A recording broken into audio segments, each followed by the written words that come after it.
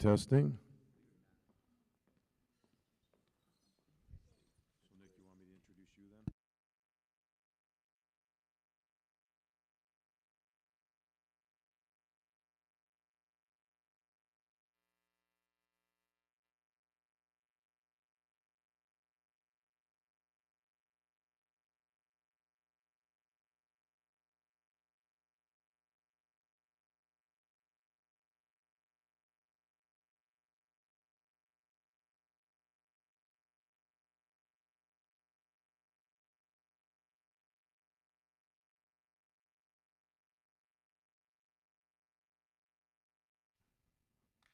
Hello, my name is Josh Barron. I am the superintendent here at Community High School District 218. Thanks for being here tonight, and those of you at home watching.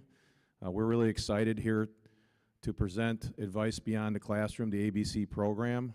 This is an awesome opportunity for our students to grow their soft skills, employability skills, to be successful when they're here in 218 and when they leave 218. So this is a program we are starting to grow. This is our first attempt, and there will be more attempts to grow this program, but our goal is to get kids involved in the ABC program. We have some local schools in the area that have this a solidified, established program, and there are other schools like Evergreen Park High School, which is in our conference, that are starting this program. So we thought, why not us? I have a relationship with Mr. Lamaglio, who is a wealth of experience in the business world and finance world, and it's also an opportunity to grow this network. We have so many successful alumni that graduated from District 218, and we want 218 to continue to be an opportunity to be employed, and we want to make sure that there's that network for you to capture that opportunity to be employed and learn those skills that you need to be successful. So a couple shout outs here. I want to thank Dr. Prattle for spearheading this and working with Mr. Lamaglio and the ABC program. Frank Lamantia, our Career Tech Education Curriculum Director, who just did a nice job pushing this out to his departments. So I can't thank those guys enough, and Dr. Jacobson for allowing us to host. So I'm looking forward to learning something here tonight, most importantly for our kids. So I'm going to turn it over to Mr. Lamaglio, or Kyle. Kyle, you're next. Thank you. Thank you, Kyle. Thank you. Just give it a second. Good evening, everyone. My name is Kyle James. And tonight, I want to talk to you a little bit about how to build a network. But first, I want to share a little background information on me, who I am, where I come from. I was born and raised on the south side of Chicago by a single mother. And growing up, I didn't have the best relationship with my father. Still don't to this day. In fact, I can even remember looking at my football games and looking in the stands and seeing my mom cheer alone. Now, I'm not saying I didn't have other family or other people that and the fans that were cheering, but I would hear murmurings of, where's Kyle's dad? Where's his dad? I would hear that. And even me and my mom, we would talk about it. Go back in time and just say, Ma, it was just me and you. You and me. It was just the two of us. We would talk about that. Even a flashback that she told me the other day. I didn't even remember this. But a flashback to when I was learning how to read. And we had to use candles because at times we couldn't afford the light bill after the divorce when I was 4 years old.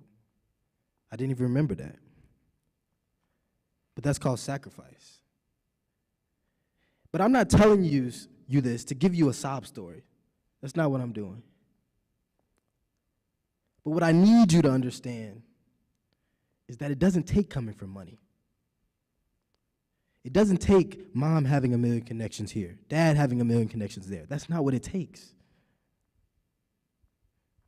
It doesn't even take the perfect household, the perfect nuclear American dream home. That's not what it takes. What it takes is some of the skills that we learn here in ABC. How to do a first impression properly. How to network. That's what it takes. But above all, what does it take? Good old-fashioned grit. Determination, hard work. That's what it takes. But I want to answer a question that many of you were probably thinking as soon as you sat down, and that's, Kyle, what is ABC? Why am I sitting down here right now? What is this?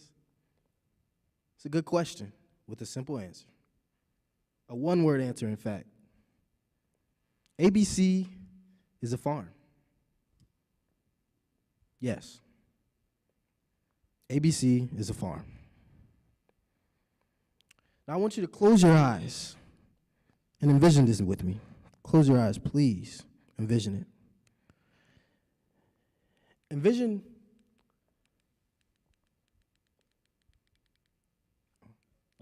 my apologies. Envision a great big field. Envision a field. And while you're doing that, envision all the different type of crops, whatever you want it to be. It could be squash, it could be corn, fruits, veggies. Envision that field. And while you're doing that, see yourself as the farmer of that field. You're the farmer. Kyle, why am I a farmer? Why am I envisioning a field? Why is that important? The farm, my friends, is your network. That's the farm. But instead of your crops being squash and corn, it's people and relationships.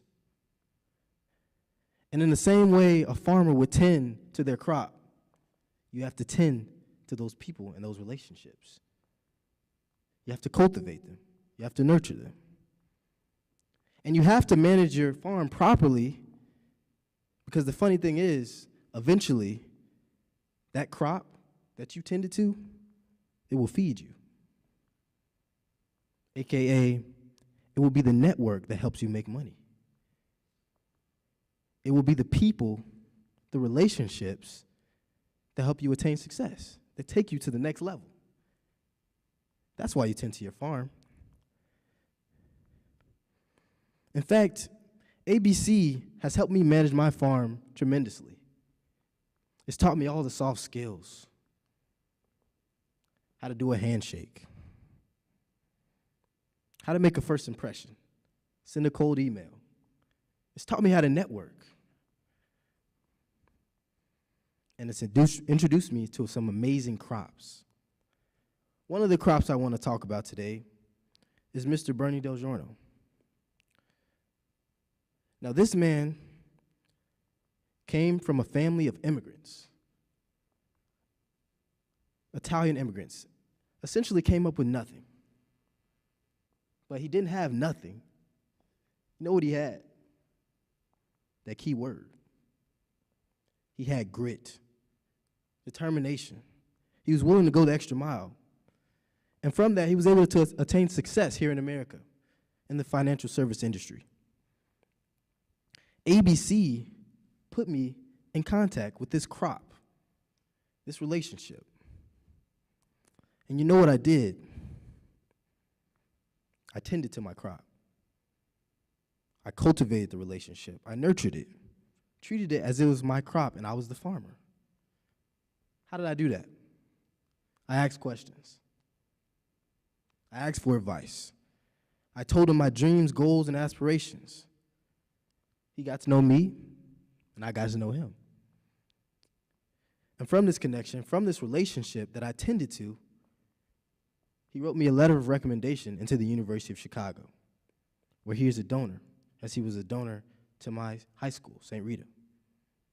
the University of Chicago, and I was able to get in because I tended to my relationships. The number 6 school in the country. I didn't think it would be me.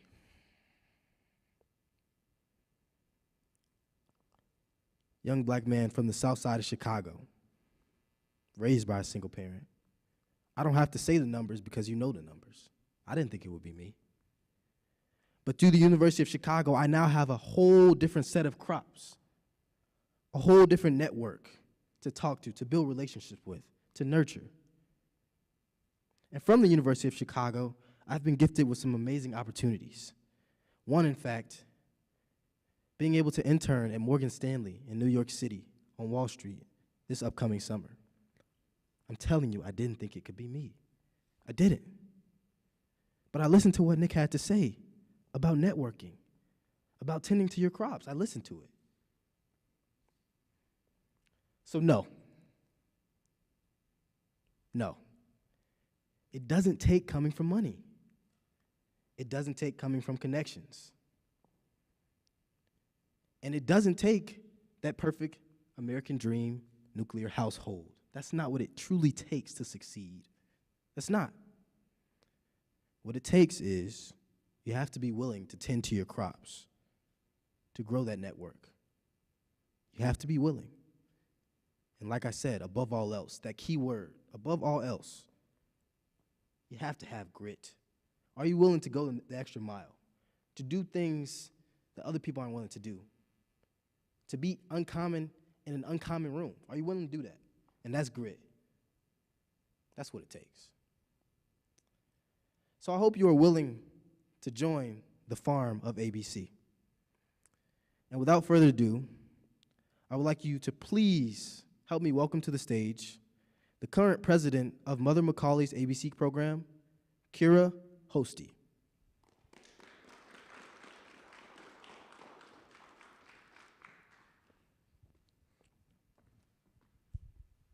Thank you, Kyle. So Kyle just talked about how we build our network. So now, before we present, I'd like to introduce myself. My name's Kira Hosty. I grew up in Oak Lawn, so in the area. And after graduating from St. Gerald School, I chose to attend Mother Macaulay, where I'm a current senior. At school, I'm involved in a number of different activities, like the math team, student government, and the soccer team. Outside of school, I love spending time with my family and volunteering in my community in whatever way I can. In the future, I'm excited to study finance or accounting at the University of Notre Dame. So, one of the things Kyle mentioned was networking. Maybe some of you have heard this term before, and maybe you haven't. No matter where you stand, every single person in this room tonight has a network. Your family, friends, neighbors, teachers, whoever has brought you to the position where you are today comprises your personal network. However, as we high school students begin to prepare for our future careers, we must start to develop a different, yet equally powerful kind of network. This is our professional network. So Kyle taught us how we build up our network, how we tend to our farms. Once you recognize who you want to engage in your network, you have to learn how to maintain it, tend to those crops. So, at ABC, there are 3 main components that come with tending to your farm, or maintaining your network. The first is organization. The second is following up, or engagement. And the last, like Kyle said, is grit. So starting with organization, when you begin to contact a person, a potential connection, you want to learn what they do, but more importantly, you want to learn who they are. What interests this person? What motivates this person? What does this person do outside their job? Take note of this. And as you begin talking to more people, you may realize that it's hard to keep track of all of that off the top of your head. So a helpful tool might be creating a spreadsheet with the person's name, career, contact information, other helpful information like their favorite hobby or their kids' names, and the date of last contact. so that when it's time to reconnect, you not only have something to open the conversation with, but also the right time when to reconnect. Not too recent and not too long of a time. Now, this idea of reconnecting leads into the next point, engagement or following up. In the ABC, we have this phrase, and it goes like this: give before you get. What it basically means is that you should lend a helping hand to your connection before you expect help in return. You will find that acting selfless truly sets you apart right from the beginning. And last, we have grit. The Harvard Business Review defines grit as the combination between passion and perseverance that carries a person to success. And here's the thing about grit. Grit is not learned, it's earned. Grit is not learned, it's earned. So you may find in this journey of networking and figuring out what you want to do for the rest of your life, things might not always go your way. But when you realize that these setbacks have potential lessons, unique perspectives they provide you that you can apply to your future, that is grit. Use those setbacks to your advantage. Now, these 3 skills are truly just that, skills. No one ever becomes a master at them or is perfect at them. It's like dribbling a soccer ball. The first time you do it, you don't expect to be playing professionally. It takes practice, energy, and time. Starting tonight, you are in the ABC network. You have the resources at your fingertips. And with the right time, effort, and energy, you will find that networking can lead you to many different possibilities. So, now that you've learned how ABC introduces networking, we are going to be moving on to Mr. Nick Lamaglio. Mr. Nick Lamaglio founded the program in 2013 at St. Rita, and since then it's expanded into 3 other schools: Carmel Catholic in Mundelein, Mother McAuley, and Evergreen Park High School. So without further ado, please welcome to the stage Mr. Nick Lamaglio.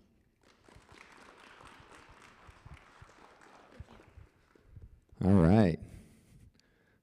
The few, the proud, the audience for our first ABC class. We appreciate you all coming tonight. I think it's always hard whenever there's a new concept to get people to come see it, because you don't know what it is. And unless there's a buzz or it's something entertaining, it's just hard to get people to, really engage. So what we're hoping to do tonight, and hopefully you've seen from a couple of students that have actually been through our program, what we're ultimately trying to teach. And just by quick way of background, my name is Nick Lamaglio. I am born and raised in the Beverly neighborhood on the south side of Chicago. I attended St. Rita High School, went on to the University of Dayton in Ohio, and then I came back and I currently work in banking for UBS Financial Services. And back in 2012, when we started this program, I didn't feel as energized as I once did when I was working in the real world, and it was kind of weighing on me. And growing up, I always wanted to be a teacher. So I'm like, well, how did I get into the job I am? Because like Kyle, I didn't come from a ton of connections. I didn't come from a ton of money. But I had various people along the way reach out their hand and help me get to the next level. And so I realized if I can pursue my passion of teaching, I want to reach my hand out and help as many young people as I can get to the next level. So that was kind of the catalyst for ABC. And if you talk to any of our students, what you're going to learn is we don't have a textbook. We don't write 30-page essays. We aren't doing very long calculus-type math problems, because you're being taught all of that in school already by people much smarter than me. What you're going to see tonight is a sample of what we teach. We're going to teach you how to position your feet when you're shaking hands for the first time. We're going to teach you how to make eye contact with somebody if you don't feel comfortable. What are some tricks to make eye contact? The whole point of this program is to teach what I feel is a dying language that's going the way of Latin, and it's interpersonal communication skills. Technology has put a barrier between young people. They were born into technology, they were born with a phone, and it's diminishing the ability to communicate. So this program is trying to bring back written and verbal communication to what we feel is otherwise kind of disappearing. So what I want to talk about today, because we're not going to get into the whole curriculum, we'll go through kind of what are some of the classes we do. What I wanted to talk about today, which I think is extremely important, and it's actually the first building block for any high school student. So we've got 5, 6 great high school students right here. Do you guys ever feel anxiety or like uncertainty, right? Do you feel that? You've got ACTs, SATs, you've got GPAs, you've got college, you've got wrestling practice, you're in theater, you're in band, you have all this activity. That anxiety, it builds up. And I think from the ages of 13 to 18, I'd argue that's probably some of the most stressful times an individual kid can go through. Now, granted, they don't have the stress of a mortgage or financial stress, but you guys are at kind of the pivotal point in your lives where you're becoming young adults, and you're trying to figure out what is the next step. And so it reminds me a lot of this image, right? And so, as you guys might know, a fork in a road, right? You come to the fork in the road and you have 2 options. You have 2 different paths to take.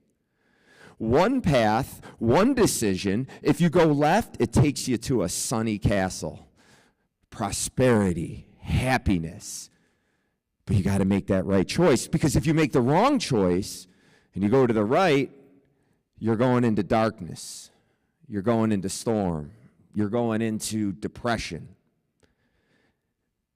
This is true. You do make decisions every day. But what I will tell you is that is not the actual path of life.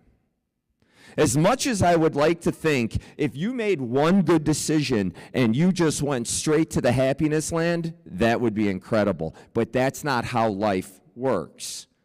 Life is like this. It's a maze.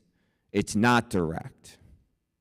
Okay? But here's the thing about this life journey that you go on. If you were to just go straight down that path with no hardship, with no hurdles, you would become complacent because it was easy. Complacency eventually breeds weakness because you're just very content. But now when you go down that hard path, and when you experience failure, and you end up on that darker path, that is where perseverance is built.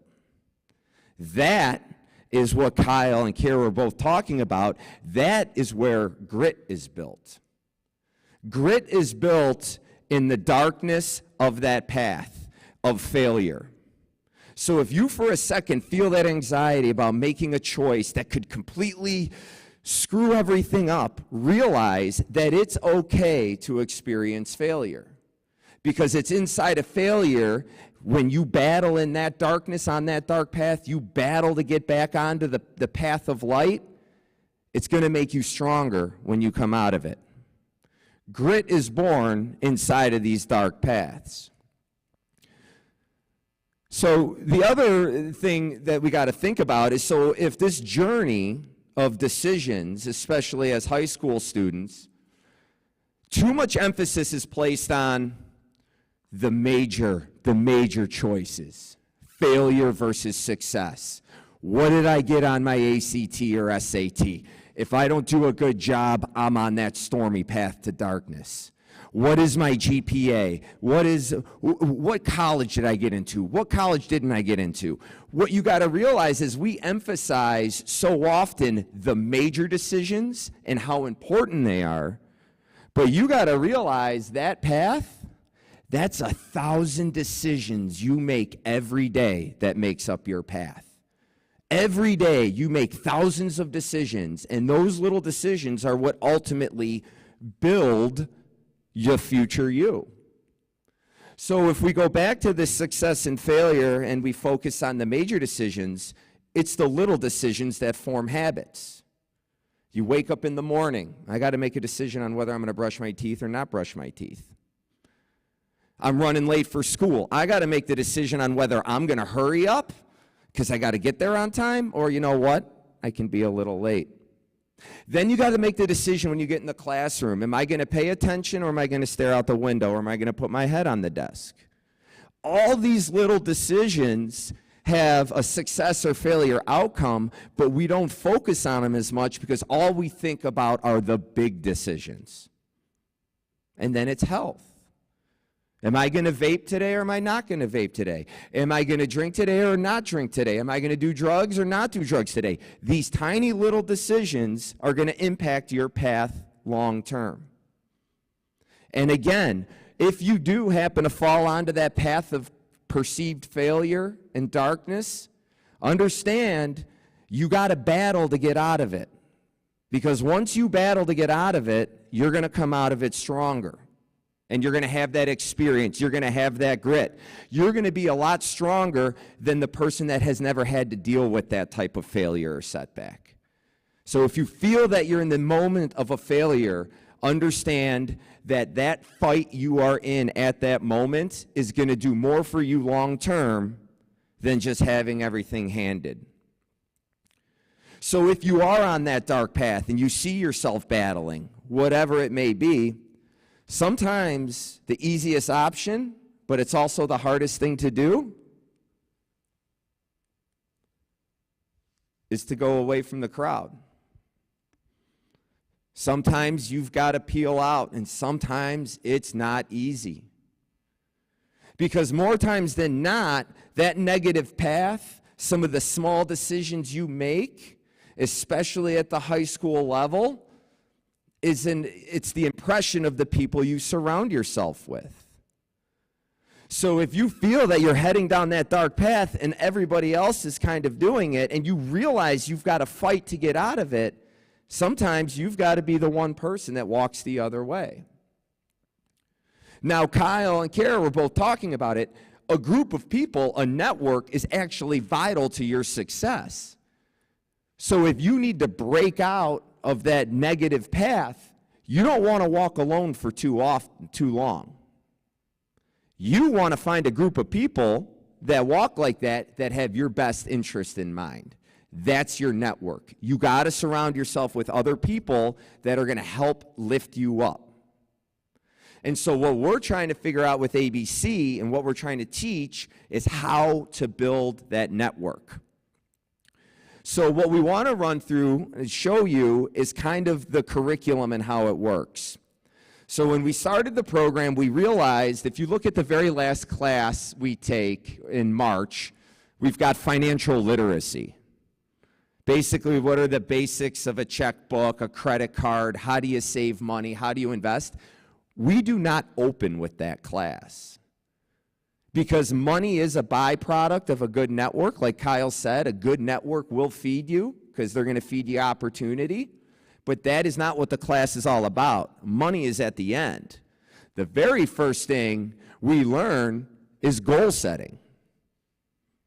It's how to deal with failure, how to get mentally right, how to battle out of that darkness and get back on the right path, and then realize you're stronger because of it. Because if you can't get your mind right, nothing else matters. Your mental health is the number one priority. So learning how to control that anxiety, control that nervousness is the most important skill you can learn. And that's why it's the first class. Then we go into first impressions. And so tonight, we've got some stellar students from District 218 here that are going to go through one of the sample exercises that we do with our students. We're going to show you how to shake hands. We're going to show you how to position your feet. And then we go into the art of small talk. Okay? So now small talk, again, this is one of those communication skills that we feel are starting to fade away in the next generation. We're going to teach you how to engage with people. We're going to teach you how to carry a conversation, how to ask questions, how to follow up. Social media and branding. We actually just did a podcast with a homicide detective out of the Chicago Police Department. When I told everybody that was going to be our social media podcast, they were like, why wouldn't you bring on an influencer to talk about how to get to 100,000 followers? No, we brought in the homicide detective because he explained to all of our students on how social media, nothing is deleted. Nothing is gone. They use social media to solve murder cases. So we're trying to explain to our students not the perks of having 200,000 followers. We're trying to explain the dangers that they're exposing themselves to by improper use of social media. So we take a different angle when we're trying to drive home a point. LinkedIn and resumes. We have class tomorrow at St. Rita. Every student is going to have a LinkedIn profile when they leave our program. Every student is going to have a resume template that is full-time job ready. Not a high school resume where they kind of throw it together. We're going to get it totally organized for them, and then they're going to have a professional digital footprint attached to it. Then we move into written communication and networking, how to write an email. If I introduce Kyle to one of my professional contacts, Kyle, here's how you follow up. Here's the template you're going to use in your email. We're going to show the blocking and tackling of how to communicate with people via email and written technology. Then we go into financial literacy, because every single student, which I am still shocked, most high schools don't have a lot of financial literacy program. We implement financial literacy in the curriculum because it's vital that the students understand how to become financially independent. And then we end with teamwork and collaboration, because teamwork and collaboration only works if you get yourself right and you train yourself and you become a good teammate. We can't do teamwork and collaboration if we don't teach the students what it actually means to be a good teammate. How do you contribute? How can you make other people better? You can't open with what does a good team do if the individual doesn't understand it itself. And then we have a state competition, which is always fun. The top team from each school ends up coming downtown. They do a presentation, and then we crown a state champion of advice beyond the classroom. So what does this all mean? Because a lot of people think that it's strictly for business, and it's not. I had a USC art major that was in my program at Mother McAuley that could not thank us enough, because the skills she learned in our program, even though she wasn't going into business, she was going into her interview at a highly competitive program at USC. And she said, thank you for teaching me how to interview. So this program, it doesn't matter, it's career agnostic, meaning it does not matter what career you're going into. These are life skills that every single kid should learn. So with that said, we always like to lay out what are some options for our students, because college is not for everybody. And I stand by that statement, because I think over the last 20 years, we've pushed a lot of kids into school that probably weren't ready or weren't interested, and they should have been looking at other jobs.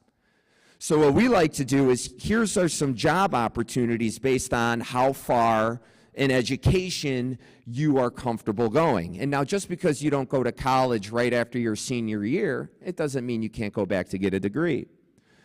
So if we look up here, graduating high school, and we're actually going to do a curriculum on this, a panel discussion, the trades. The trades. There is a major succession issue in almost every trade. The average age of most of the experts in these individual fields is getting close to retirement age, and there's not a lot of young people going into it. The trades are a fantastic potential career path for students that don't want to go to a traditional college. Because when you go into a trade, you're going to go to school. You're just going to learn an actual tangible skill, how you can work with your hands, that you'll carry with you for the rest of your life. Because I had a student come up to me one time. He goes, Mr. LaMaglio, and he was nervous. He goes, I don't think I want to go to college. And I go, Jimmy, that's fine. It's okay. He goes, I was thinking about plumbing. He said, what do you think about plumbing, Mr. LaMaglio? I looked him dead in the eye. I go, Jimmy, I'm going to get laid off and automated by a computer before a plumber will. That is one of the safest, best jobs you can go into for the long term. The trades are essential. The trades are vital. And the trades you can make a great living doing, and you don't need to go to a four-year university. So we absolutely help our kids explore all options. Public safety, commercial pilot. I didn't realize this. You actually, I mean, you got to go to flight school, obviously, but I didn't realize anybody can go in, and there is actually a massive shortage of pilots as well. So now we go into two-year college, and there's a lot of different things you can go in there. Web developer, dental hygienist, radiation therapy. There's jobs out there that you can make a very good living that doesn't require a four-year degree. And now we look at a four-year college, and it's a lot of the usual suspects: finance, information tech, data scientists, construction managers. I will tell you, I've done a lot of research on if you're graduating with a four-year degree, engineering is far and away the highest average starting salary. Engineering, I think, on average, is probably about $150,000 to $170,000 basic entry level. Engineering is also very difficult, as a lot of our students in the program know, but engineering is one of the highest paid fields with a four-year degree. So before we bring all of our students up to kind of run through an exercise, just to kind of recap everything, we're here to help. If you feel like you're on that dark path, if you feel like you can't fight your way out of it, you're not alone. We have a network of people associated with Advice Beyond the Classroom that want to volunteer their time. So whether you're watching at home or our students that are in the audience, if you want to have a candid discussion and you have questions about the program or what job to go into or people to meet, that's the point of our network. All right, we're here to help, and we're only as strong as the students that actually participate with it. So what I want to do now is, if I can bring up all of our students, one of my favorite parts of running these kind of programs, come on up, guys, you're on stage. The number one thing that we teach through Advice Beyond the Classroom, the one skill that's reoccurring in every class, is public speaking. It's public speaking. We drive home public speaking, and it's awkward, and our students are nervous, but after they do it a few times, they get comfortable with it. And you'd be amazed, once a student is comfortable with public speaking, how easy all the other soft skills become. Once you're comfortable talking in front of a group, it's a lot easier to shake hands and say hello to somebody than prior. So what we had to do today is Dr. Barron and his team selected 5 stellar students from District 218. They met us about 2 weeks ago, so I want to give them a lot of credit. It takes a lot of grit and courage to come up here, but what we want to do, and I want Kyle to come on out, if you want to kind of, Kyle will be facilitating our next segment of the program. Let's bring these District 218 students out, and the one thing I want everybody to remember is how far outside of their comfort zone they are right now, and the amount of, anxiety that comes with it. But the second it's over, I have a feeling, y'all, you're going to want to do it again. So thank you, Kyle. I'll let you take it from here. Thanks, Nick. I appreciate that. So first, we're going to have Sasha tell a little bit about herself. Hello, everyone. My name is Sasha Rubens. I grew up in Alsip, Illinois, and I am currently at Allen B. Shepherd. I am a junior, and I am a president of the African American Culture Awareness Club. Next year, I will be a senior, and after high school, I want to become a teacher for special education and students with IEPs. Thank you so much, Sasha. That was awesome. All right, Natalia, we're going to have you come up, tell a little bit about yourself. Good evening. I'm Natalia Kiernia. I attend Allen B. Shepherd High School. I grew up in Worth, Illinois. My parents, they come from Poland, so I'm a first-generation American. Like I said, I go to Allen B. Shepherd High School. I'm a senior. I'm the president of NHS for the leadership pillar at my school. I am captain of my cross country and my track team, and I just like to volunteer with the Leo Club as well. Next year, I will be attending Princeton University on a full ride scholarship, and I will be studying engineering. Thanks, Natalia. Congrats, by the way, also. Next up, we're going to have Dior. Tell us a little bit about you. Hello, everyone. I'm Dior Newson. I grew up in the Chicagoland area. I am a junior, and I currently attend Richards High School. I run track, and I also dance here as well. After graduating next year, I plan on attending college, and I also plan on going into the medical field and medicine field and become an anesthesiologist. Wow, anesthesiologist. I just needed that a couple months ago for my surgery. Awesome. All right, Jeremiah, can you come up and tell us a little bit about you? Thank you. Hello, my name is Jeremiah. Hi to the people in the audience and also at home. I grew up in Tinley Park, but then we moved to Crestwood, so now I attend Allen B. Shepherd. I am a sophomore there. I am a part of Student Council, the Student Voice group, and I do plan on doing volleyball this year. I did my freshman year, and it went really well.